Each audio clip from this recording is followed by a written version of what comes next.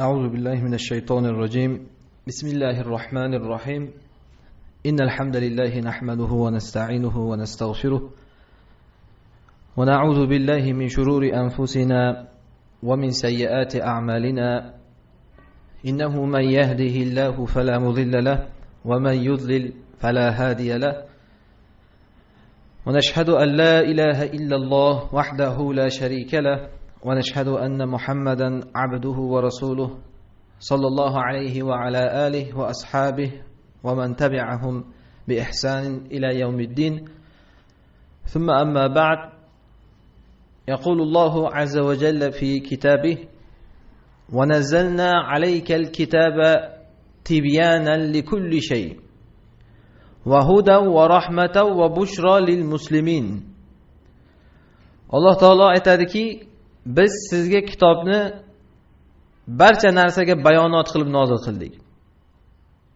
Tibyanan likulli shay. Lekin bu bayonot shunchaki ma'lumot emas, hudan, insonlarni oxirat yo'liga hidoyatlovchi ma'lumot. Va rahmatan, insonlarga dunyo va oxiratida rahmat bo'ladigan ma'lumot. Va bushro lil muslimin, va musulmonlar uchun esa xush xabar bo'lgan bayonot. Xususan payg'ambar yo'qolgan zamonda, hozirgi zamonga o'xshagan zamonda mu'minlarga bushro, xush xabar kerak. Insonlar Alloh sari bo'lgan yo'lda yoqilg'isi tugab, yo'lda to'xtab qolmasligi uchun insonlarga umid berib turadigan bir narsalar kerak bo'ladi.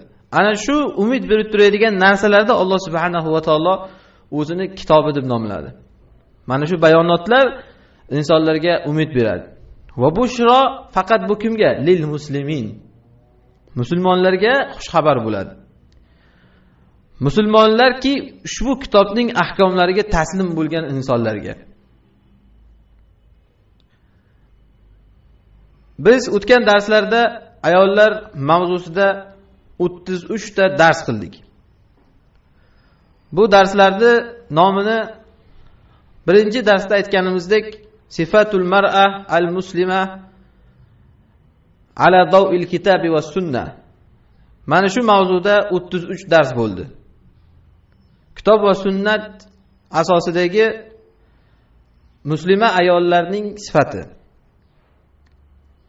Aslida bu Qur'on sunnatda ayollarga tegishli ahkomlar 33 dars bilan tugagan emas.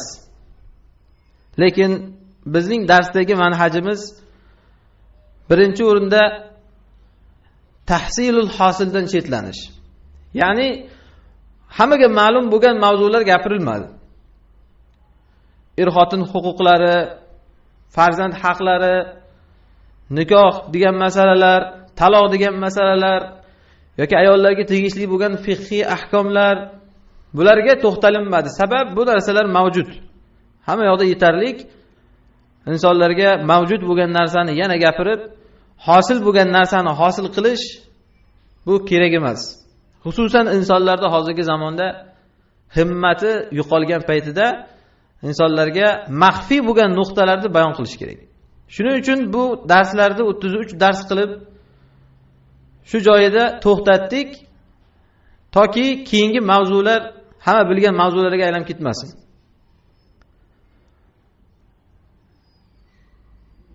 Va bugundan darsimizni Alloh subhanahu va taoloning yuqoridagi kalomida aytganidek, tibyanan likulli shay, hamma narsaga bayonot bo'lgan Qur'on ma'nolari darsiga o'zgartirdik. Aslida o'tgan darslarda tadabbur qilgan inson bu darslar bilan deyarli farq topmaydi. Chunki o'tgan darslarda ham har bir darsning avvalida bir oyat bilan boshlanib, mavzu shu oyatning go'yoki tafsiri bo'lardi. Bu dars faqat umumiyroq. Arab tilida iltifot degan narsa bo'ladi. Insonlar har xil holatda bir mavzu ichida aylanib yuraversa, gohida mohiyatni yo'qotib qo'yadi. Shuning uchun ularga gohida mavzuni o'zgartirib turish kerak bo'ladi. Buni iltifot deyiladi. Va bu kelasi darslar ham Qur'onni boshidan oxirigacha tafsir emas. bundan 2 yil avval boshlangan tafsir darsidagi manhajda, ya'ni fiqhiy ahkomlarga, tafsirdagi ixtiloflarga, insonlarga tushunarsiz bo'lgan ma'nolarga kirmasdan faqat tafsirdan tarbiya olish, undan ahkom olishlik emas. Tafsirda kitoblarda mavjud bo'lgan tafsirlargagina cheklanish emas, balki ko'pchilik kitoblardan o'qib topa olmaydigan yoki o'qiganda ham ma'no mohiyatni tushunib yetmaydigan tafsirlarni odamlarga bayon qilishlik. Shuning uchun mana bu darsga kirishdan oldin bir muqaddimaki, kimlardir o'tgan darslardagidek bu darslarda bir kitobini so'rayapti. Ya'ni qanaqa kitobdan olib gapirilyapti bu gap? Kimni gapi? Go'yoki insonlarda Qur'on sunnatda gapirilganda faqat bir shaxslarning so'zigina bo'lsagina mo'tabardek, aslida Alloh subhanahu va taolo Qur'on haqida gapirganda kitabun anzalnahu ilayk deydi.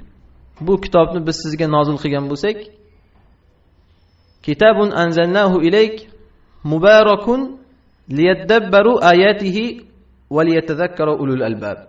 Bu kitobning oyatlarini tadabbur qilishlari uchun va aql egalari eslatma olish uchun nozil qildik deydi. Ya'ni bu hammaga umumiy, Qur'on sunnatdan faqat o'tmishdagi insonlargina bir foyda olishi mumkin degani emas. Qur'on sunnat hamma insonlar qiyomatga qadar foydalanadigan kitob. O'tmishda bo'lmagan ma'nolar ham chiqishi mumkin. Buning tasdig'i asarda kelganki, la tafna ajaibu. Qur'onning ajoyibotlari tugamaydi. Shuning uchun bu darslarda gapirilayotgan mavzular faqat kitoblarda mavjud bo'lgan narsalar emas. Va bu narsa dinga yangilik kirgizish ham emas. Imom Buxoriy o'zlarining sahihlarida Ali radhiyallohu anhu dan rivoyat qilgan edik. Ali radhiyallohu anhu ga borib so'radilarki, "Hal indakum min kitab ay g'ayra ma fil Qur'on?" Sizlarda Qur'ondagidan boshqa bir kitob bormi deb so'raydi.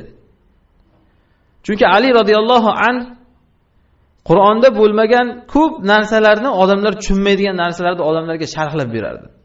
Shuning uchun odamlar ajablanib Ali radhiyallohu anhu dan so'raganki, sizlarda bir kitob bor shekilli.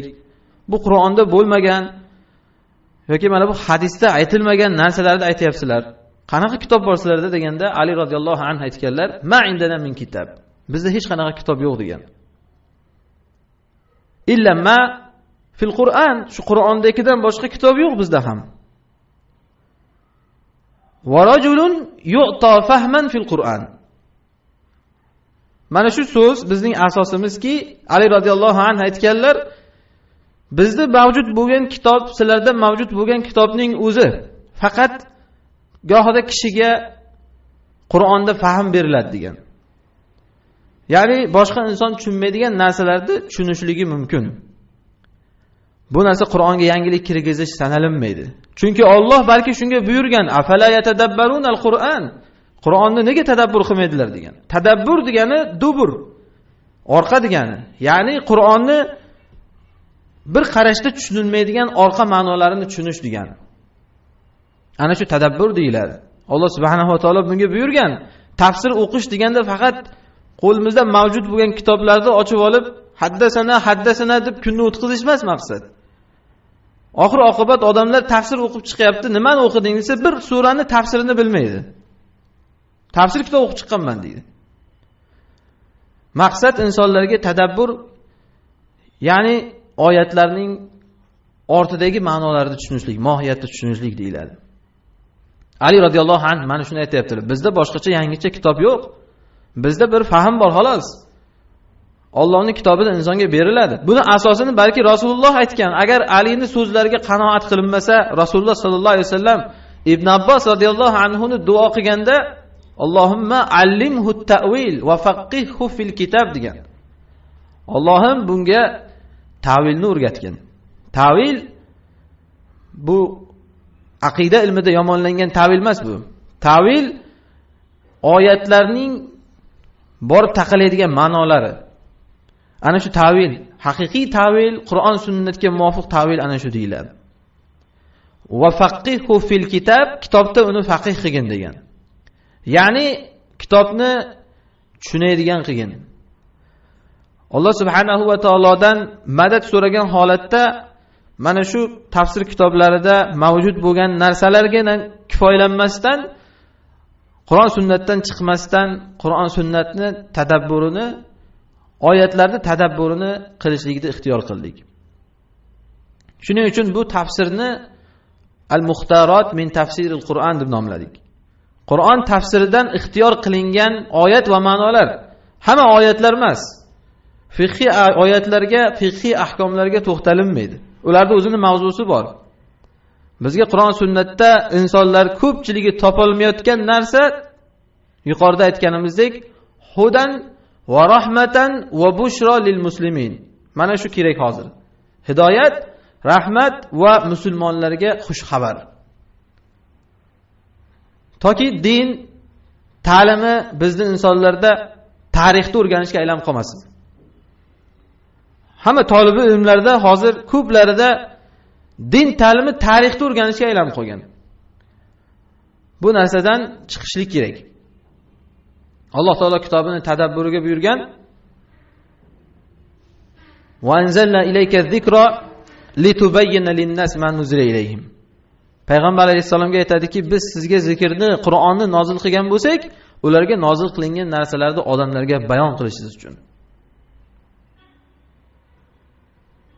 Faqat Rasululloh bayon qilishlik emas. Rasululloh sallallohu alayhi va sallam zamonalaridagi ehtiyoj bo'lgan miqdorcha bayon qilib ketdilar. Ko'pchilik mana shunda ham bir tushunmasligi mumkin. Agar shu Qur'onda shu ma'nolar bo'lsa, nega Rasululloh sallallohu alayhi vasallam aytmadi? Nahot Rasululloh sallallohu alayhi vasallam tushunmagan narsani kelib sizlar tushunyapsizlar degan e'tiroz chiqishi mumkin. Unaqa emas.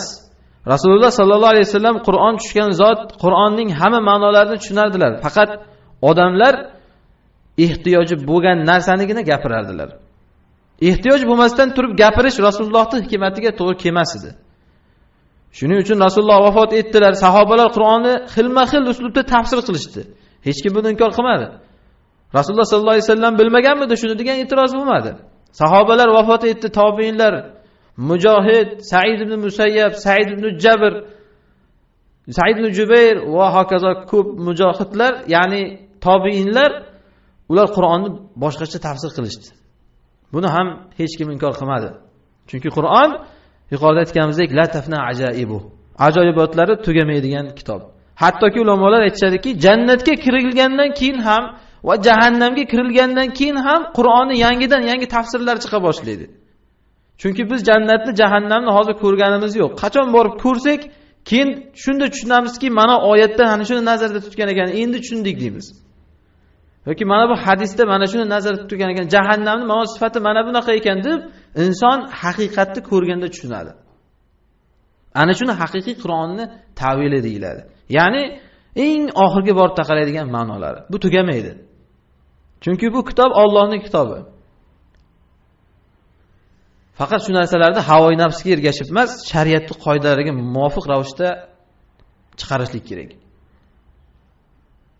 Rasululloh sallallohu alayhi vasallamga Alloh taolo Qur'onni bayon qilish uchun nozil qildik degan bo'lsa aytayaptiki: "Va la'allahum yatafakkarun." Shoyat ular tafakkur qilsinlar deb. Demak, shunchaki Rasulullohga nozil qilingan bilangina kifoyalanib emas, tafakkur qilsin. Inson fikrini ishlatsin, Qur'on sunnat ma'nosida. Yoki o'tgan ahli kitoblar siyratida Alloh subhanahu va taolo aytganidek: "Va iz akhadallohu mithaqal ladina utul kitaba latubayyinunnahu lin-nasi va la taktumuna." Alloh taolo ahli kitob bo'lgan, ya'ni kitob berilgan. Bizga o'xshagan o'tgan ummatlarga ham kitob berilgandi. Ana shularga Alloh taolo ahd olgandiki, latubayyinunnahu lin-nas. Odamlarga shuni bayon qilasizlar. Va la taktumuna, shuni berkitmaysizlar degan. Demak, bayonot inson tushunganicha Qur'on sunnatga muvofiq aytishligi kerak. Xususan Qur'on nozil bo'lgandan qanchalik insonlar vaqt uzaysa, shunchalik Qur'on ma'nolaridan uzoqlasha boradi. Buning bir misolini bir yo'lga tushgan odamga o'xshatsangiz bo'ladi. Bir inson bir yo'lga kirsa, gohida yo'ldan bir qarich chetga chiqsa, ana shu inson bir kun yurgandan keyin qarasangiz, yo'ldan ehtimol 1 kilometrlab uzoqlab ketgan bo'ladi. Chunki har bosgan qadamida bir qarishdan uzoqlashavergandan keyin inson oxir oqibat yo'qoladi, yo'ldan chiqadi. Qur'on bilan bizning zamonamizga tushganligiga 1,5 ming yil bo'ldi.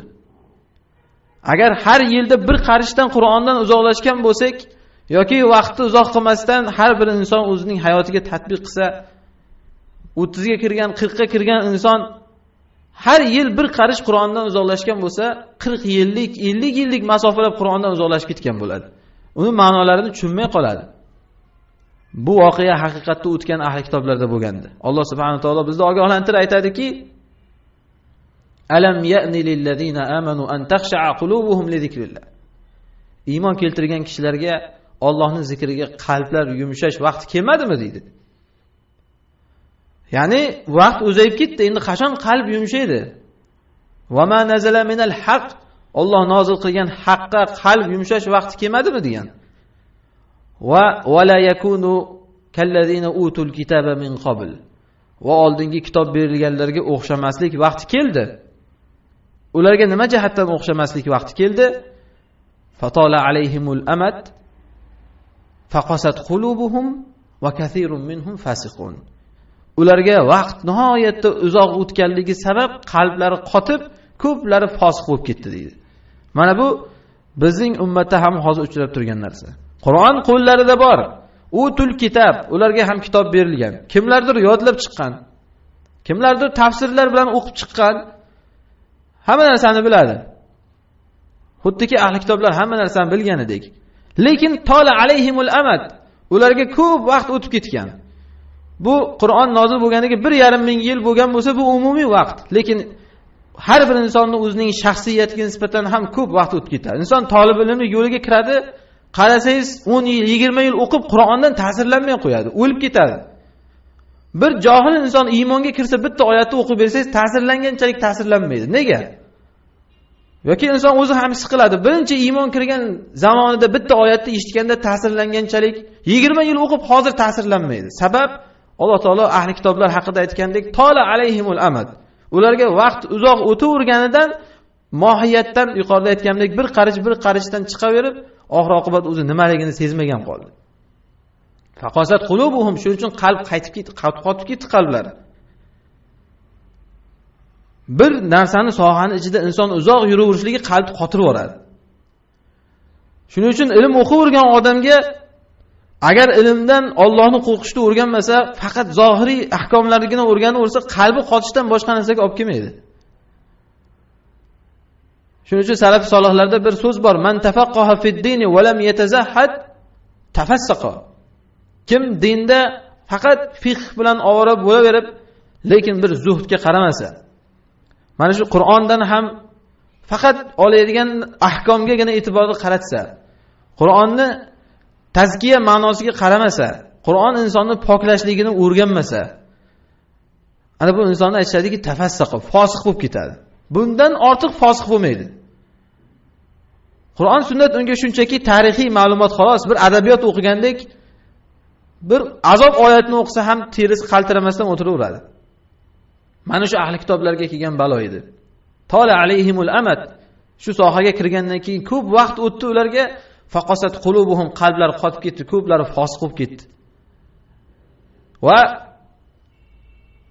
insonlarga gohida ko'p vaqtdan beri ilm sohasida yurganligi ularni haqdan mahrum qiladi. Mana shu gaplarni eshitsa, o'zi bir 20 yildan beri, 30 yildan beri shu sohani ichida yurgani uchun qabul qila olmaydi. Nahot men shunaqaman deb bo'ysungisi kelmaydi.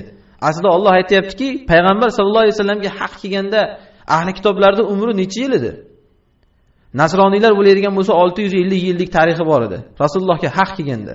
Yahudiylar bo'ladigan bo'lsa 1000 yildan oshiq tarixi bor edi. Makka mushriklari bo'ladigan bo'lsa bundan ham oshiq tarixi bor edi. Qo'llarida kitob bor edi. Lekin shu tarix ularni buzgan edi. 1,5 ming yil yashab shu din ichida o'sha dinning mohiyatini yo'qotgan.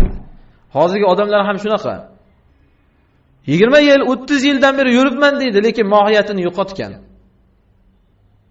Allohning so'zi shuni tasdig'i, ko'plari fosiq bo'lgan. Lekin Alloh subhanahu va taolo rahimli zot. Shu oyatning davomida aytadi. Fatala alayhimul amad faqasat qulubuhum va kathirun minhum fasiqun degandan keyin, hattoki fosiq bo'lib ketgan bo'lsa ham, hattoki Qur'on sunnatdan shunday uzoqlashgan bo'lsa ham, Alloh aytadiki, "I'lamu." Lekin bilib qo'yinglar, annalloha yuhyil arda ba'da mawtiha. Alloh yerni, o'lik yerni o'lgandan keyin yomg'ir bilan tiriltiradi deydi. Qur'on yuqorida aytganimdek ajoyiboti tugamaydigan kitob. Oyatni boshini qaraylikda oxirini qaraylik. Ahli kitoblar necha yillab yashaverganlik sababdan haqdan uzoqlashib ketganini bayon qilgach, yerda nima keragi bor bu yerda? Qotgan yer yomg'ir bilan yumshashligi bizga dehqonchilikni o'rgatyaptimi? Odamlar hozir mana shu oyatni o'qiydi-da, ha yer yumshar ekan, yomg'ir yog'sa deb ketaveradi. Nima demoqchi bu yerda? Yer yumshashligini nima aloqasi bor yuqoriga? Bunda bir ishora borki, qotib ketgan mana shu yer yomg'ir bilan yumshaganidek qotib ketgan qalb ham vahiy bilan yumshaydi. Alloh subhanahu va taolo vahiyni yomg'irga o'xshatadi. Shuning uchun ham ikkalasini ham anzalna deydi. Unisi ham osmondan tushgan yomg'ir ham, bunisi ham osmondan tushgan vahiy ham. Bunisi ham qotgan yer, bunisi ham qotgan qalb. Ikkalasi o'rtasidagi ana shu tashbih bor. Shuning uchun oyatda hozir qalb qotganligidan keyin yer qotganini misol qilyapti. Qosat qulubuhum deb. Yerda o'lgandan keyin tiriltiradi deb. Bunda ishora qilyaptiki, vahiy yomg'irini yog'dir qalbingga. Agarchi qotib ketgan bo'lsa ham tadabbur qilsang, Qur'onni tushunsang, Alloh subhanahu va taolo tiriltiradi. Xuddiki o'lib qotib yotgan yerda yomg'ir yog'ib, ana shu yerdan yumshab bir o'simlik ko'karib chiqqanga o'xshab ko'karadi. Mana shu Qur'onni tadabburi deyiladi. Bizning manhajimiz tafsirda mana shu bo'ladi. Bular bir misollar xolos.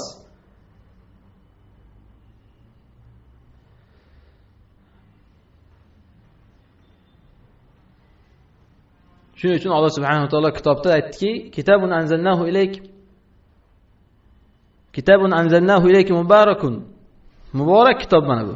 Liyadabbaru ayati, ana shuning oyatlarini tadabbur qilish uchun. Endi bu tadabbur qilganda ba'zilar shunchaki ana shu gapni qiziqligiga aldanib qoladi. Bu yerda ham yana bir talbis iblis bor. Uni shu Qur'onni tadabburdan olgan narsasi shunchaki taajjublanish bo'ladi xolos. Men endi nima qilishim kerak degan narsani olmaydi u. Shunchaki bosh chayqab ketishdan u yoqqa o'ta olmaydi ko'plar. Alloh subhanahu va taolo oyatda shuning uchun davomida aytganki, "Liyadabbaru ayati", oyatlarni tadabbur qilish uchun bu shu bilan ish tugadimi? Yo'q. "Valiyatazakkaru ulul albab", aql egalari esa undan eslatma oladi. Demak, bizda 3 xil toifa bor hozir.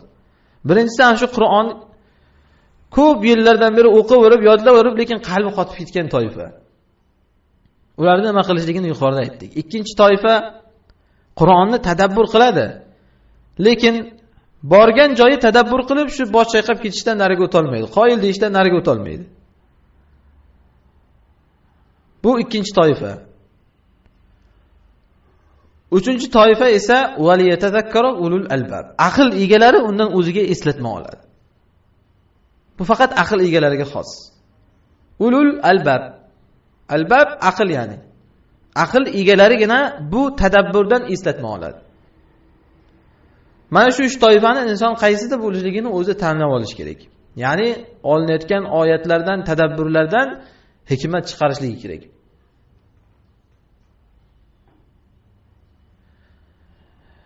Mana shu ma'nolar Qur'ondagi ko'pchilikka bir maxfiy bo'lgan ma'nolar.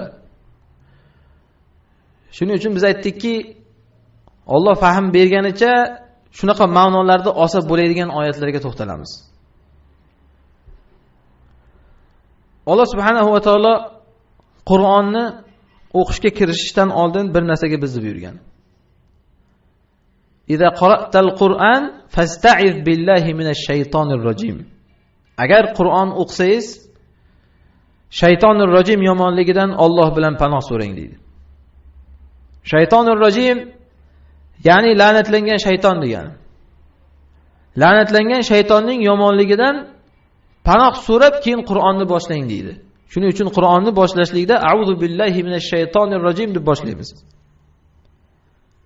Savol: Qur'on o'qiganda asli shayton qochmaydimi? Rasululloh sallallohu alayhi vasallam aytganlaridek, Baqara surasi o'qilgan uyga shayton kirmaydi aslida. Nega Qur'on o'qishda A'udhu billahi minash shaytonir rojim deb boshladigan. Chunki bu kalit bu. Xuddiki namozga turganingizda tahoratsiz namozga turmaysiz. Inson Qur'onga turganda ham, Qur'onni qo'liga ushlab o'qiganda ham A'udhu billahi minash shaytonir rojim deb o'qishligi go'yoki namozning tahorati o'rnida turadi. Har xil fisq fasod chiqqan og'izni tozalab o'qishlik kerak. Xuddiki namozga turganda tozalanib tahorat qilib turgandek. Bu A'udhu billahi minash shaytonir rojim kalit desak, Qur'onning ma'nolarini tushunishingizga kalit bo'ladi. Bo'lmasa Qur'onni o'qiysiz, shayton qulflab ketgan, nimani o'qiganingizni bilmasdan oxirida chiqib ketasiz. A'udhu billahi minash shaytonir rojim deganingizda shu qulfni yechishlik va keyin ana sizga tadabbur eshiklari ochilinadi. Endi Qur'onni o'qishlikda A'udhu billahi minash shaytonir rojimni buyurgan zot Qur'on qaysi sura bilan yakunlanganligiga qarang. Qo'limizda turgan mushaf qaysi sura bilan yakunlanganligiga, qaysi oxiri tushganligiga emas. Mushaf tartibi nima bilan tugallangan? Qul a'udhu bi robbin nas. Yana ayting a'udhu billah deb. A'udhu bi robbin nas. Malikin nas. Ilahin nas. Min sharril vasvasil xannas. Yana shu vasvas al-xannas berkin olib ig'vodan to'xtamaydigan shaytonning vasvasasidan yana panoh tilang. Qur'onni tugatgandan keyin ham. Nega? Chunki shu Qur'onni olib chiqqan narsangizdan mahrum bo'lib qolmang yana. A'udhu bilan boshlangan, a'udhu bilan tugagan kitob. Toki kirishligingizda ham sizga tadabbur eshigi ochilib kiring, shayton qulfi bilan kirmang. Chiqishingizda ham ana shu kalit bilan chiqing, shaytonni bu qulfini ochishlik uchun. Bu ki a'udhu billah deb oxirida mana tugatdi, yana qul a'udhu bi robbin nas deb. Istioza bilan tugatdi. Toki o'qigan Qur'oningizdan keyin manfaatlan oling. Toki o'qigan Qur'oningizdan riyo bilan chiqmang. Ana shu uchun nihoyasida ham a'udhuni aytib nihoya qildi. Bu a'udhu billahi minash shaytonir rojim deganligini Bismillahir rohmanir rohimdan oldin qo'yganligini qarang. A'udhu billahi minash shaytonir rojim deb birinchi la'natlangan shaytondan panoh tilayman deb ana u shaytonga baroat e'lon qilyapsiz. Keyin Bismillahir rohmanir rohim deyapsiz. Mehribon va rahimlik Alloh nomi bilan boshlayman deyapsiz. Mana bu la ilaha illalloh degani. Shu ikkalasini qo'shsak. La ilaha degan jumlaga qarang. Birinchi o'rinda Allohdan o'zga ulug'iyatni da'vo qilgan hammaga inkor qilib, hamma olihalarni inkor qilib ularga kofir bo'lasiz. La ilaha hech qanaqangi Allohdan o'zga haq ma'bud yo'q deysiz. Ana shu a'udhu billahi minash shaytonir rojim degani, baroat degani. Qur'on baroat e'lon qilolmagan odamga ochilmaydi. Shayatinul ins va shayatinul jin, ikki xil shayton bor bizda. Inson shaytonlar bor va jin shaytonlar bor. Mana shu ikkalasidan a'udhu billah demagan odamga Qur'on ma'nolari ochilmaydi. Va bu Qur'ondagi Bismillahir rohmanir rohim degan zot Rahmanir rohimligi u odamga foyda bermaydi. Xuddiki la ilaha illalloh deganda Alloh degan insonga la ilaha demasa foyda bermaganidek. Makkaning mushriklari ham Alloh der edi.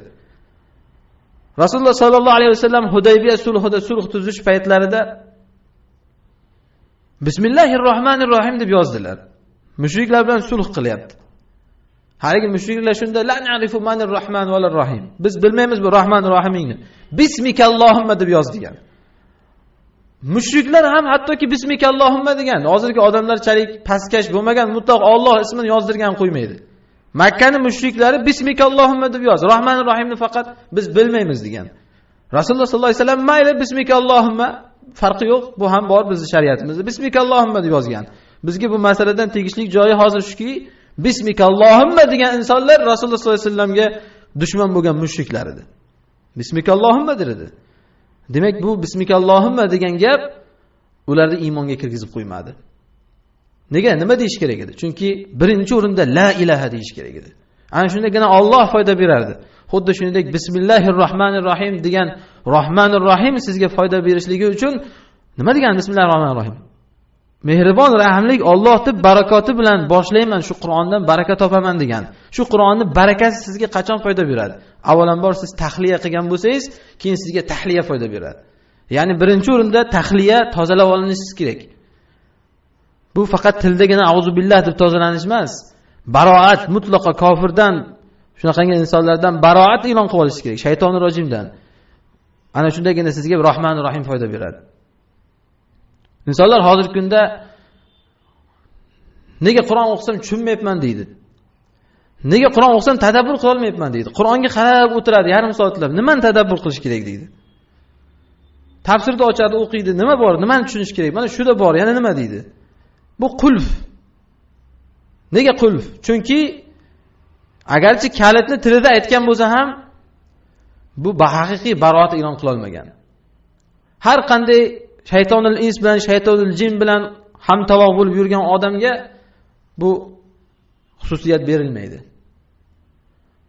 Allohning rahmati, Allohning rahimligi u insonga ochilmaydi. Shuning uchun bizning kitobimiz shunchaki nazariy kitob emas. Ya'ni faqat auzubillahi minash shaytonir rojim deb qo'yadigan kitob emas, auzubillahi minash shaytonir rojimning mohiyati. Ya'ni la'nat bo'lsin shu shaytonga. Men undan yiroqman degan. Panoh tilayman Allohdan unaqa bo'lishdan yoki shuni yomonligidan degani. Xuddi shu shayton va shaytonning malaklarini ham yomonligidan Allohdan panoh tilayman degan. Shu ma'nolarni tushunish kerak, shunda keyin bismillahirrohmanirrohim deysiz kerak. Bo'lmasam Qur'on sizga ochilmaydi. Endi bismillahirrohmanirrohimni qarang. Bismillahirrohmanirrohim bilan auzubillahi minash shaytonir rojimni avvalambor aytilish kayfiyatini bir qarang. A'udhu billahi minash shaytonir rojim. Harflarda chiqish talaffuzini qarang. A'udhu, ayn, zol, vav, shin, to, jim. Bu harflarni mahrajini qarang. Hammasi yo'g'on harflar. Qo'pol harflar. Bismillahirrohmanirrohimni qarang. Be, sin. Alloh lafzi jalala tushunarlik. Rahman, Rahim, hammasi yumshoq harflar. Bunda nima bir ma'no bor? Mo'min insonga al-vala val baroni o'rgatadi. Shaytonur rojim va uning malaklariga qanaqa muomala qilish kerak? Rahmanur Rahim va uning qullariga qanaqa muomala qilish kerak? Alloh subhanahu va taolo oyatda aytganidek, "Ya ayyuhan nabiy, jahidil kuffara val munafiqina waghluz alayhim." Ey payg'ambar, kofir va munofiqlarga jihad qiling va ularga qo'pol bo'ling degan. Shaytonur rojim degan ana shu qo'pol harflardan tashkil topgan. To, shin, jim, ana bu insonda bir nafratni bir ifoda qiladigan ma'nolarni beradigan harflardan tashkil topib, ana shu shaytonir rojimga siz go'yoki do'q bo'lsa qilasiz. Rahmanur Rahimga esa yumshoqlik. Buni ham Alloh subhanahu va taolo sahobalar sifatida aytgan Muhammadur Rasululloh. Vallazina ma'ah ashidda'u 'alal kuffari ruhama'u baynahum. Muhammad Rasululloh sallallohu alayhi vasallam u kishi bilan bo'lgan sahobalar esa ashidda'u 'alal kuffar, kofirlarga shiddatlik, ruhama'u baynahum, o'rtalarida rahimlik. Bizni tarozilar chaparilib ketgan. Musulmon bilan musulmonning qilayotgan muomalasi kuchi shunga yetadi. Bir-biriga ig'voga yetadi. Valiyajidu fikum ghilza deganda xuddiki musulmon musulmondan shunaqa qo'pollikni topish kerak. Lekin kofirga qarasangiz, o'sha bilan hamtovoq. Mana bu insonlarga bu auzubillahi minash shaytonir rojim ham bismillahirrohmanirrohim ham foyda bermaydi. Arab tili bejizga Qur'on arab tilida nozil bo'lmagan. Talaffuz qilish uning ma'nosini ishora qilib turadi. Ko'p oldin misollarda aytgan. Masalan, hassa fe'li.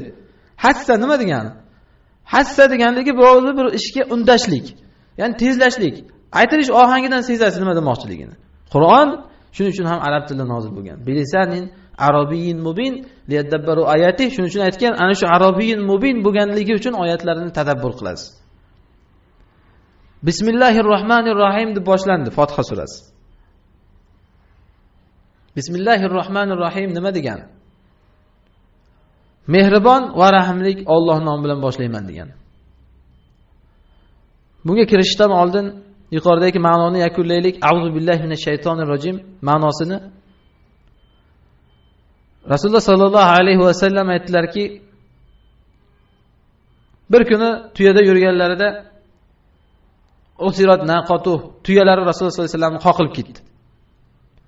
Mana shu tuya qoqilgan paytida Rasulullohning oldida yurgan sahobiy ta'isa shayton dedi. Qurib ketgur shayton. Ya'ni shu go'yoki shaytonni shunaqa deb yomonlagan kishi bo'ldi o'zicha. Inson ana shunaqa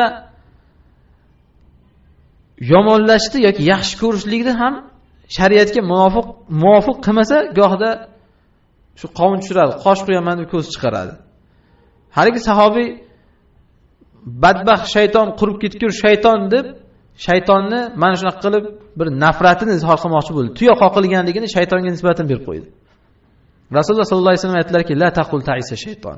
Badbaxt shayton dema dedilar. Nega bu? Shaytonga rahm qilishmi yoki shaytonga yon berishmi? Yo'q. Li'annaka idza qulta ta'isa shayton ta'azama wa qala bi quwwati sara'tuhu.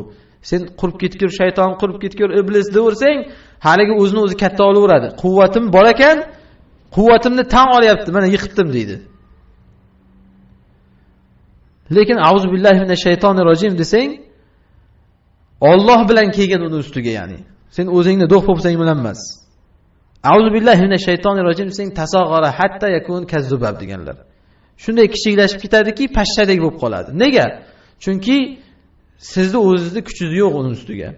Shuning uchun Alloh subhanahu va taolo Qur'onda 3 oyat keltirgan. 3 oyatda har birida inson dushmanga qanaqa muomala qilish kerak, shayton dushmanga qanaqa muomala qilish kerak o'rgatib, shayton dushmanga uchalasida ham bir xil hukmni aytgan, fastaiz billah degan. Auzu billah deng, Allohga qayting. Allohga qaytmasdan turib, o'zboshimchalik qilib qurib ketgur badbaxt deb uni yengib bo'lmaydi. Bu inson dushmanga qilinadi, qurib ketgur badbaxt degan. Shaytonga esa Alloh bilan kelinadi. Mana bu Alloh bilan kelsangiz pashshadek bo'lib kishinaradi degan.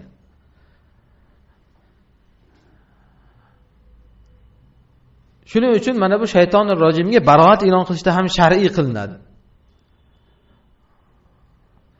Bismillahirrohmanirrohim deb Alloh subhanahu va taolo o'zining ismlaridan Rahmanir Rohim ismi bilan Qur'onni boshladi.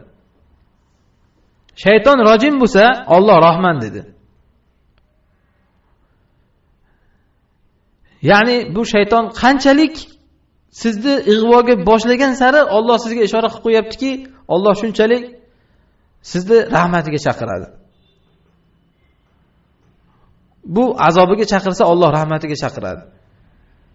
Shuning uchun o'zi aytib qo'ydiki hadis qudsiyda, inna rahmati sabaqat g'azabi. Mening rahmatim g'azabimdan ustun dedi. Hozirgi dushmanlar, hozirgi podshohlar siyosatiga qarasangiz, bir mol pahimlik bir siyosatiki, masalan, xalqni boshqarayotganda mana shunaqa qilib boshqaradi.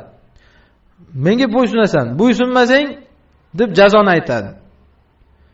Yoki agar mana shu dushmanga qarab ketib qolsang deydi, jazoni aytadi. Meni muxolif tarafimga o'tib ketsang deb jazoni zikr qiladi. Bu uslub doim ham to'g'ri emas. Insonlar bilan bo'lgan muomalada ham doim ham to'g'ri emas. Shuning uchun Alloh subhanahu va taolo shaytonni rojimligi ro'parasida o'zini rahmonlik, rahimligini qo'yapti. Shaytonni ikki sifatiga shatona va rajama. Shayton ana shu ikki xil sifat bilan sifatlanadi. Shatona degani haddan oshgan, to'g'onga ketgan degani. Shayton shundan olingan. Rajim degani esa Alloh rahmatdan quvilgan, mal'un degani. Shu ikki sifatni ro'parasiga Rahmanir Rohimni qo'yapti. Nega? Bandalarga ishora qilyaptiki, Alloh subhanahu va taolo bunaqangi zolim zot emas. Rahmanir Rohimligi bilan insonlarni o'ziga chorlagan zot. Asl Allohni insonlarga shariat tushirishdan maqsadi ularga rahm qilishni istashligi, ularni azoblashni istashligi emas. Ma yaf'alullohu bi'azabikum degan. Sizlarda azoblar nima ham qilardi? Nima foyda bor? Odamlarni azoblashdan Alloh taologa hech qanday foyda yo'q. Shuning uchun asli Alloh desa bizga Rahmanir Rohimligi, Alloh subhanahu va taolo Qur'onni shu bilan boshladi. Bu kitob rahm kitobi, rahimlik kitobi. Faqat irjoga o'tib ketmagan holda. Insonlar ya'ni faqat Rahmanir Rohim ekan deb Allohning azobini ham unutmagan holda. Bu aslida Fotiha surasida o'z batafsil bayon qilinadi. Mana bu Qur'onning boshlanishidagi kalitlar edi xolos. Bismillahir rohmanir rohim deganda. Kullu amrin la yabda'u bi bismillah fa huwa abtar. Rasululloh shuning uchun aytdilarki, Allohning ismi bilan bismillah deb boshlanmagan har qanday ish barakoti yo'qdir dedilar. Shuning uchun ham Qur'onni Alloh subhanahu va taolo Bismillahir rohmanir rohim bilan boshladi.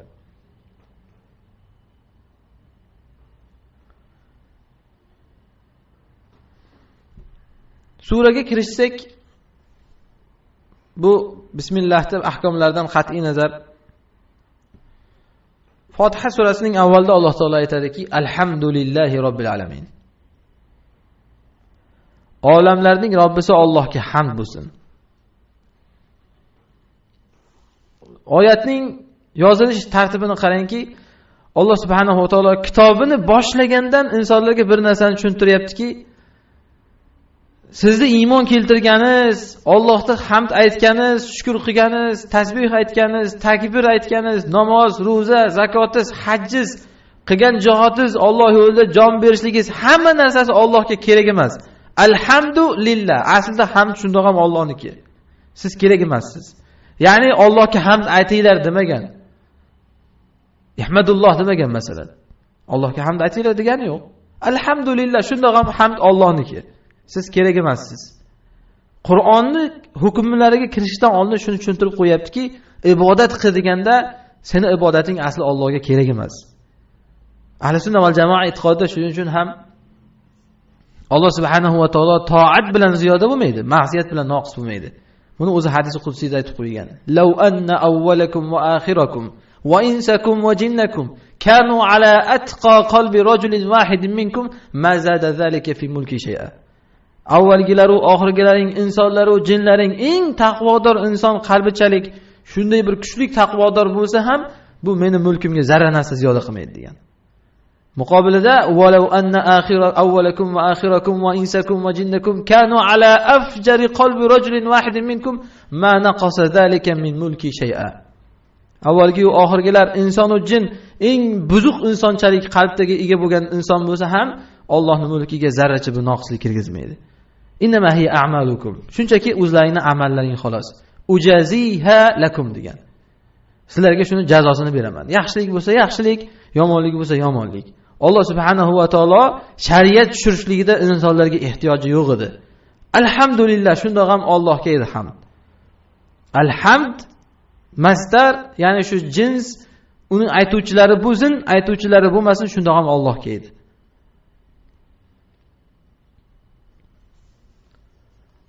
Alloh subhanahu va taolo shuning uchun mahluqotlarni yaratishlikda boshlaganida aytadiki, ya'ni insonlar toki o'ylamasinki, mahluqlar yaratilganda Allohga hamd aytish boshlandi deb o'ylamasin. Alloh mahluqlarni yaratish haqida gapirganda qarang nima deydi. Alhamdulillahillazi xalaqas samawati val ard. Osmonlar va yerni yaratgan Allohga hamd bo'lsin deydi. Ya'ni alhamdu birinchi isbot qilinib, keyin xalaqo deyapti. Bu bilan ishora qilyaptiki, osmonlar va yerni yaratishdan oldin ham hamd Allohga edi. O'ylama, osmonni yerni yaratdi, keyin tog' tosh unga hamd aytdi. Shu bilan Alloh hamdga sazovor. Hamd nima? Maqtov ya'ni. Maqtovga sazovor zot bo'lib qoldi deb o'ylamagin. Alhamdulillah edi qabla xalqis samawati val ard. Osmon va yerni yaratishdan oldin ham hamd Allohniki edi.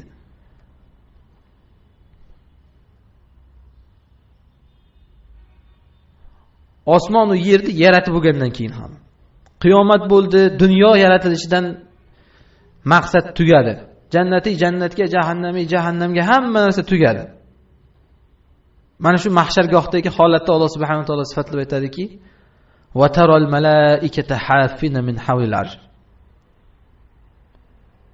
Yusabbihuna bihamdi rabbihim va qila alhamdulillah va qudiya baynahum bil haqq va qila alhamdulillahi robbil alamin." Qiyomatda mahsharda malaikalarni ko'rasizki, hafina min havlil arsh, arshning atrofida o'rlashib turishganligini, Robbilariga hamd aytib, insonlar o'rtasida hukm ajrim qilinib bo'lindi. Qila alhamdulillahi robbil alamin. Shundan keyin ham olamlarning Robbisi Allohga hamd bo'lsin deyildi. Shundan keyin ham bo'ldi, mana tugadi. Imtihon dunyosi o'tdi, jannati jannatga ketdi, jahannami jahannamga, malaikalar ham hammasi tugadi, hamma narsa bitdi. Shundan keyin ham alhamdulillahi robbil alamin tugamaydi baribir. Bu dunyoni yaratishdan maqsadi o'ziga hamd ayttirishgina emas.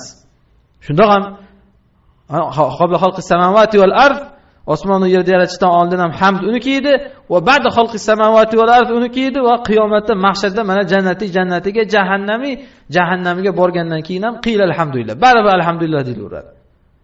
Alloh subhanahu va taolo as-samad degan ana shu. Ixlos surasida o'qiymiz mana. Qul huvallohu ahad, Allohus samad nima degani? Alloh yolg'iz, Alloh samad, behojat, butun mahluqotda unga hojati bor. Hojati yo'q hamd aytishimizga. Lekin bizga hamd ayt deb qo'yganligining sababi hamma narsani Alloh sababga bog'lagan. Sizga biror narsani berishi uchun ham nimadir qilishingiz kerak. Dunyo bu sabablar dunyosi. Shuning uchun hamd aytgin beraman deb qo'ygan. Endi alhamdulillahi robbil alamin deganda bir ajoyib bir nuqta borki, alhamdulillahillazi ja'ala hamdahu alhamdulillah desak to'g'ri bo'ladi. Nima degani bu? O'ziga hamd aytishlikni alhamdulillah bilan ifoda qilinadigan qilib qo'ygan zotga hamd bo'lsin alhamdulillah. Chunki dunyoda qarang, bir inson sizga yaxshilik qilsa, haligindan bir yaxshilikni olib turib o'zimiz tilda rahmat deb qo'ysangiz masalan yoki jazakalloh xayr deb qo'ysangiz, abtizga bezarib qarab o'tiraveradi. Unga bir yarim soat duo qilish kerak. Aylantirib mashaalloh deyish kerak. Yetib pushtigacha duo qilib chiqish kerak. Shundagina qoniqadi. Bergan narsasi bo'lmasam indamay bo'zarib olib ketdi deb orqasidan gapiradi. Bir bergan narsasiga inson yarim soat hamd xohlaydi. Alloh subhanahu va taolo alhamdulillahi robbil alamin deyapti. Qanaqa zot u zot? Olamlarning Robbisi Alloh o'ziga hamd aytishlikni alhamdulillah degan narsa bilan ifoda qiladigan qilib qo'ydi. Yarim soat hamd aytinglar demadi alhamdulillah. Shuning uchun aytayapmizki, alhamdulillahillazi ja'ala hamdahu alhamdulillah. O'ziga hamd aytishni alhamdulillah qilib qo'ygan zotga hamd bo'lsin. Odamlarga o'xshab bir soatlar hamd ayt demadi. Chunki ehtiyoji yo'q. Sizdan sal ko'rish kerak Allohga e'tirofni. Shu narsani e'tirof etayotganligingizni ko'rish kerak.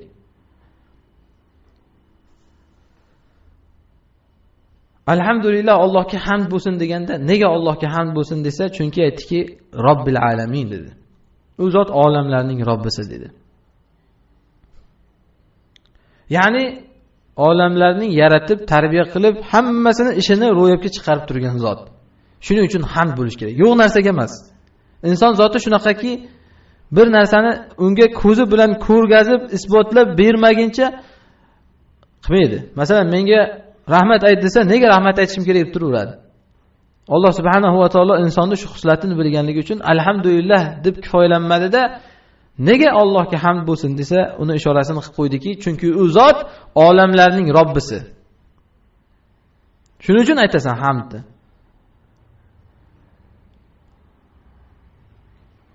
Olamlarning deganda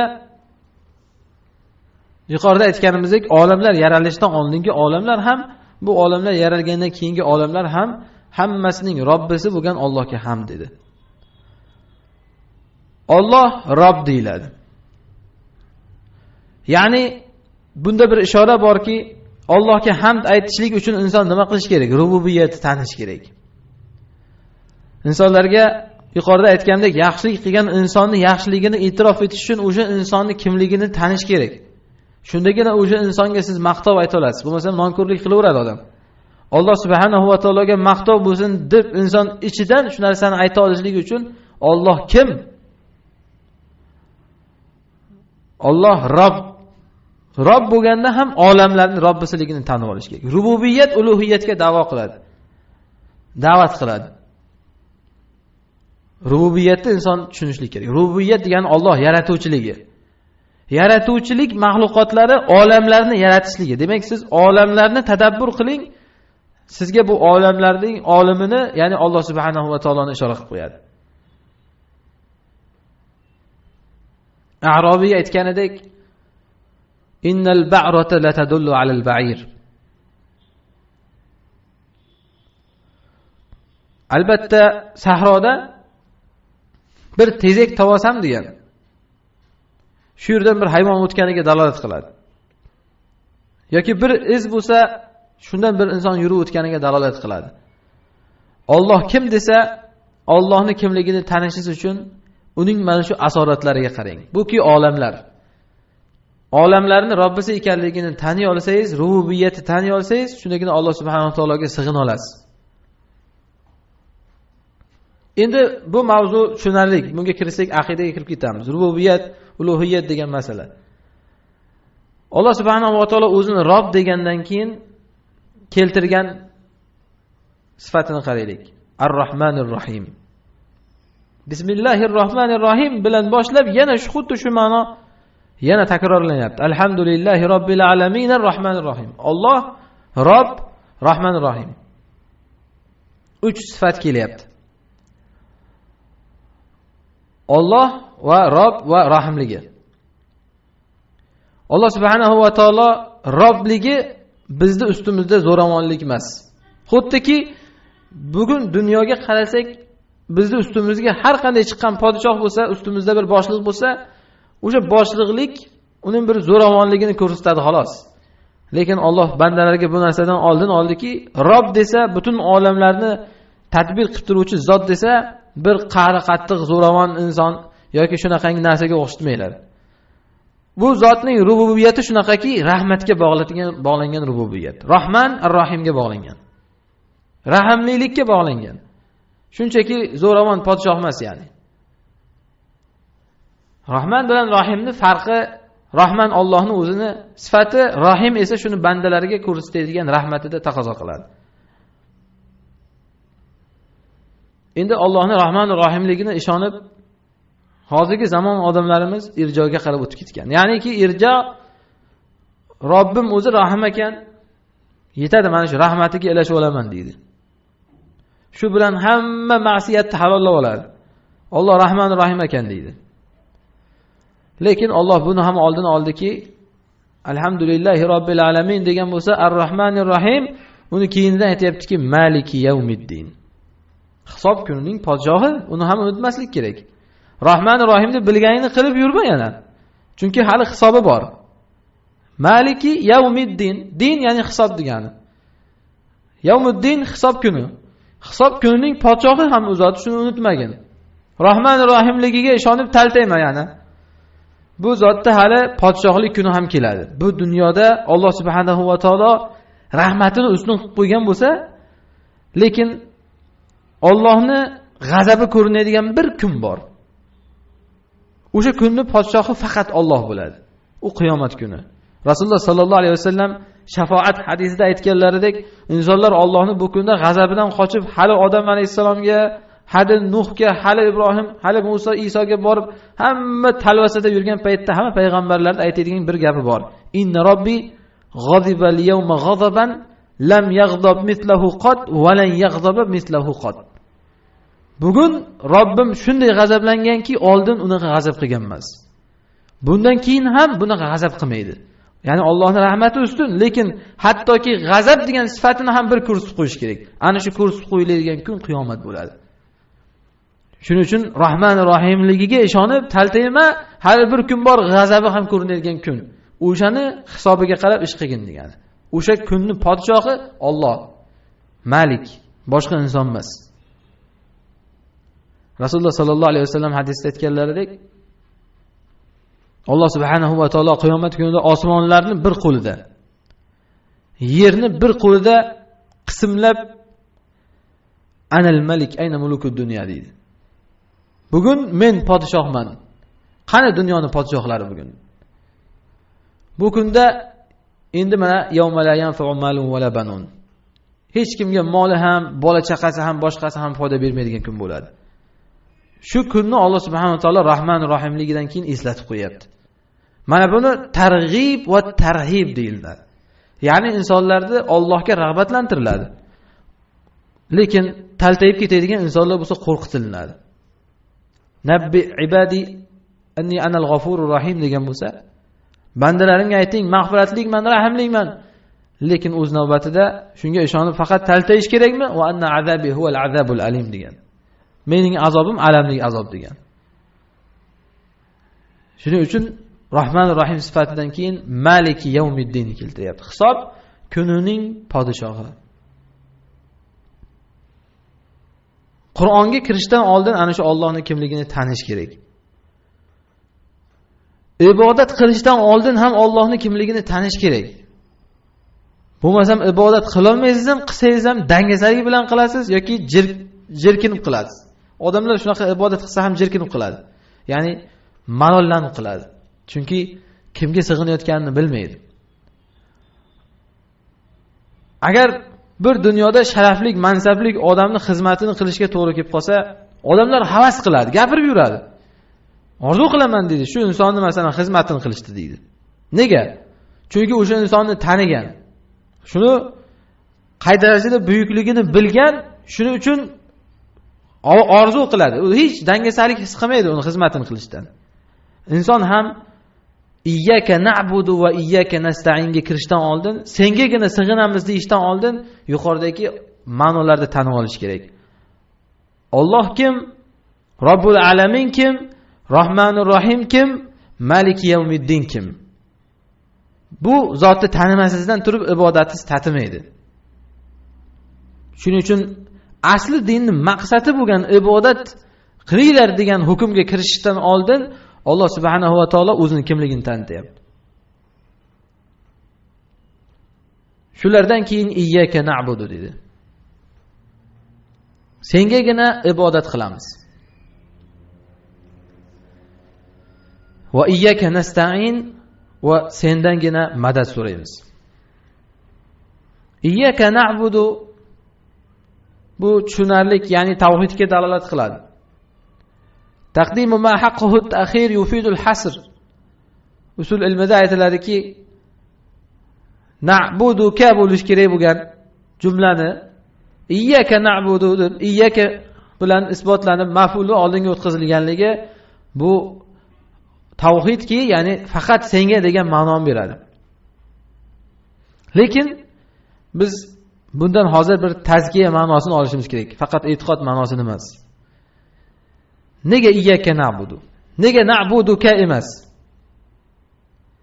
Iyyaka na'budu, iyyaka sen degan sengagina deb tarjima qilsak agar, sengagina ibodat qilamiz. Ya'ni ibodatni senga qilamiz emas. Sengagina, sen Alloh subhanahu va taologa birinchi bo'lib uning ismi oldinda turganligi siz ibodatingizga madad bo'lishligi uchun. Ya'ni birinchi o'rinda siz ibodat qilmoqchi bo'lsangiz, o'zi kimga qilayotganligingizni tanib olib qilishingiz kerak, yuqorida aytganimdek.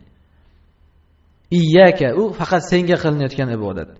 Shuni bilsangizgina ibodatingizni yuqoridagidek dangasalik bilan qilmaysiz va ibodatingizni riyo uchun, xo'ja ko'rsin uchun, odamlar uchun qilmaysiz. Chunki aytib qo'ydi, senga faqat deb. Ibodat qilmoqchi bo'lsangiz, Alloh yodingizda tursin. Shunda ibodat qila olasiz. Nega ibodat qila olmayapman deydi odamlar hozir. Nega o'qiy olmayapman, nega chiza olmayapman, nega yodla olmayapman? Chunki shularni kimga qilish kerakligini, kimga qilayotganini unutib qo'ygan. Birinchi o'rinda shu aslida zikr qilingan, iyyaka. Allohni yodlasa insonga osonlashadi. Alloh subhanahu va taolo taqvodorlar haqida aytgandek, albatta taqvodorlarga shaytondan bir vasvas tutsa ularni, tazakkaru yoki zakarulloh, Allohni eslaydilar, shunda ular haqiqatni ko'rib qoladilar degan. Inson dunyoda ibodat qilayotganda ham shunaqangi dangasalik, riyo, odamlar eshitsin, odamlar ko'rsin degan xayoliga kelaversa, birinchi o'rinda iyyaka degan narsani yodda saqlab qo'yish kerak. Bejizga Alloh subhanahu va taolo iyyaka deb boshlamagan ibodatni shuni yodda saqlashim kerak degan tuyg'u turish kerak. Iyyaka na'bud, sengagina ibodat qilamiz. Ibodat nima? Ibodat tariqun muabbad. Arab tilida mana asfaltlangan yo'l bo'lsa, ana shu yo'lda tariqun muabbad deyiladi. Ibodatga aylantirilgan yo'l, ya'ni. Nima degani bu? Yo'l asfaltlangandan keyin uning ustida yurish osonlashadi. Yo'l asfaltlangandan keyin yo'l changib insonga qarab ko'tarilavermaydi. Banda Alloh subhanahu va taolo bilan bandaligi shunaqa bo'lish kerakki, Allohning hukmi uning ustiga yurishi oson bo'lishi kerak. Allohning hukmini olib kelsa qaysarlik qilib, bo'ynini ko'tarib, oyog'ini ko'tarib tipirchilavermaydi. Xuddiki mana bu asfaltlangan yo'lni ustida inson osongina yuradi. Allohning hukmi inson ustida mana shunday osongina yurish kerak. Ana shuni banda deyiladi. Ana shuni ibodat deyiladi. Siz ibodat qilyapsizmi, yo'qmi, qayerdan bilasiz? Allohning hukmi kelsa, osongina qabul qilayotgan bo'lsangiz, siz ibodat qilyapsiz degani. Siz bandasiz degani. Xuddiki mana asfaltlangan yo'ldek Allohning hukmi ostida tep-tekis bo'lib inson yotibdi. Va hadeb changa urmaydi. Ya'ni qo'pol qilib aytgan o'zimizdagidek insonlar Allohning hukmini aytsa, har xil bahonalar topib, miring-miring qilib og'zidan har xil gap so'zlar chiqaveradi. Mana shu bir bandalikning yo'qotilganligidan. Ana shu ibodat degan. Ibodat umumiy ma'nosi butun hayotni qamraydi. Sengagina ibodat qilamiz deganda hayotdan sen uchun yashab o'tamiz degan. Qul inna solati va nusuki va mahyaya va mamati lillahi robbil alamin. Ana shu ibodat degan. Ayting, namozim ham bu tushunarlik, hamma biladigan ibodat. Qurbonliklarim ham bu ham ibodat. Bu qurbonlik ham ibodatligida insonlar buni yo'qotib qo'ygan lekin hozir. Qurbonlikda chunki insonlar kimlardir shu odamlarni shu so'yibdi degan nom uchun so'yib qo'yadi. Bundan ham o'tolganlar ko'pchiligi oxirgi bosqichdan o'tolmaydi. Va mahyaya va mamati, tirikligim va o'limim ham lillahi robbil alamin. Alloh uchun, olamlarning Robbisi uchun degan narsani ko'pchilik yodida saqlay olmaydi. Hayotda yashagan tirikligim, o'limim degani har bir harakat va sakonatim degani. Har bir harakatingiz va sakonatingiz Alloh subhanahu va taolo uchun bo'lishi kerak. Nega endi Alloh uchun bo'lishi kerak? Meni haqqim yo'qmi desa, chunki u zot lillahi robbil alamin, olamlarning Robbisi. Mana bu yerda yuqorida aytilgandek, alhamdulillahi robbil alamin. Olamlarning Robbisi bo'lgandan keyin hamma narsangiz uniki bo'lishi kerak. Sufyon as-Savri aytganlar, shuning uchun ham in istata'ta alla tahukka ra'saka illa bi asarin faf'al. Agar boshingni qashlashligingga ham dalil keltira olsang, shunga ham dalil keltirib boshini qashlagin degan. Ana shu ibodat deyiladi. Hayotdagi hamma amalni Alloh roziligi uchunga aylantirish. Shuni faqat Alloh uchun qilish. Iyyaka na'budu deyiladi. Sengagina bandalik qilamiz. Inson o'zini Alloh subhanahu va taoloning bandasi deyishligi unga bir nuqson emas aslida. Shuning uchun ham Alloh subhanahu va taolo bashariyat qadami yetmagan joyga payg'ambarini olib chiqdi Me'roj kechasida. Hech kim bormagan joyga Alloh o'zining huzuriga ko'tardi. O'shanda ham Alloh subhanahu va taolo rasulini bir sifat bilan zikr qilgan, u ki bandalik sifati subhanallazi asra bi abdihi laylan minal masjidil haram ilal masjidil aqsa allazi barakna havla. Asra bi abdi, shu hattoki samovatlarga ko'tarilib ketgan bo'lsang ham mana shu bandalik degan xususiyatni unutma degan. Insonning sharafi shunda, bandalik. Asra bi abdi. Payg'ambarlar haqida ham ni'mal abd deydi. Qanday yaxshi banda deydi. Bandadan nariga o'tmaydi hech qaysisi. Sharafi shunda uni. Kim ubudiyatni qoyim qila olsa, shunchalik uning sharafi ko'tariladi. Kim sharaf istab ubudiyatga nuqson yo'l qo'ysa, shunchalik odamlarning nazdida ham Alloh nazdida ham pastkashlasha boradi. Hamma bu sohalarda, xususan ilmda ham, hamma sohalarda, Alloh uchun qilayotgan boshqa amallaringizda ham inson agar shu odamlar ichida sharaf uchun shu ishni qiladigan bo'lsa, Allohning oldida ham, odamlarning oldida ham sharafini yo'qotadi. Haq ahli bilan botil ahlini biz shundan ajratib olamiz.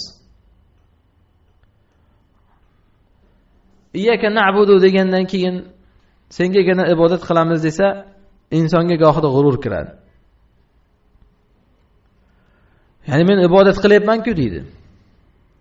Go'yoki Allohni o'zini zimmasidagi haqqini ado qilganday bo'lib qoladi. Haqiqatan inson zimmasidagi Allohning haqqi ayyabuduhu va la yushriku bihi shay'a. Insonlar Allohga ibodat qilishi, unga biror narsani sherik qilmasligi. Lekin shu ibodatni senga qildirib qo'ygan zotni unutma yana.